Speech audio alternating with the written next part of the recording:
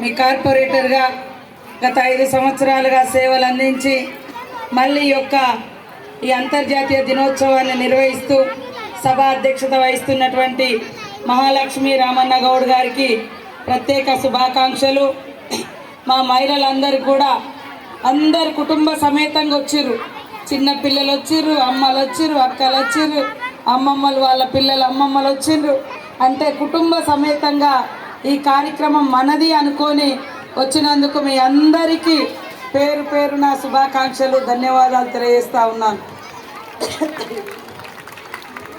ఈరోజు మరి సభా అధ్యక్షులతో పాటు జిల్లా అధ్యక్షుడు రాహుల్ గారు, మహిళా అధ్యక్షురాలు ఉషా గారు, మరి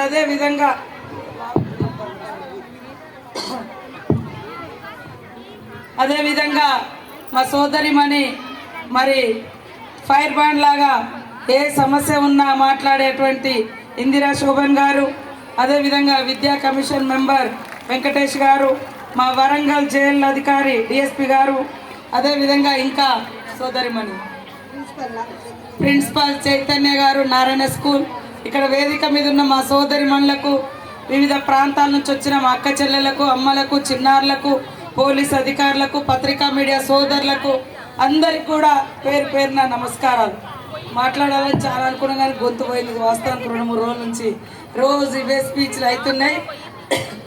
ఏది ఏమైనా తరతరాలుగా మహిళల్ని అణచిపెట్టడంతో బయటికి రావడం చాలా కష్టమైనప్పటికీ కష్టాన్ని ఇష్టంగా ఎంచుకుంటే ఆకాశాన్ని కూడా చీల్చుకొని అంతరిక్షంలోకి పోయి వచ్చినటువంటి వాళ్ళెవరు?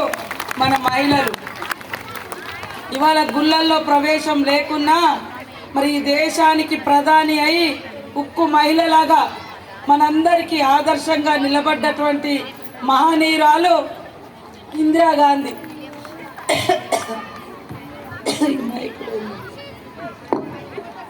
ఇందిరాగాంధీ గారు అదేవిధంగా ఈ దేశంలో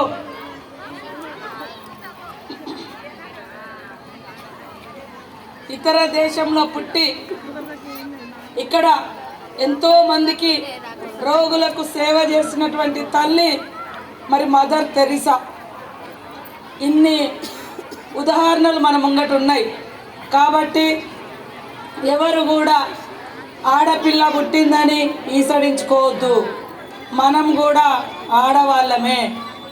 ఇవాళ తల్లిదండ్రులకు ఆశ, ఆధారం ఆడకూతుళ్ళే ఉంటున్నారు. కాబట్టి ఈరోజు డెవలప్ అయిన సమాజంలో ప్రతి రంగంలో మహిళలు కూడా ముందుకొస్తూ ఉన్నారు. వారిని ప్రోత్సహించండి, వారికి అండగా ఉండండి, వాళ్లకు మంచి చదువు చెప్పియండి. ఖచ్చితంగా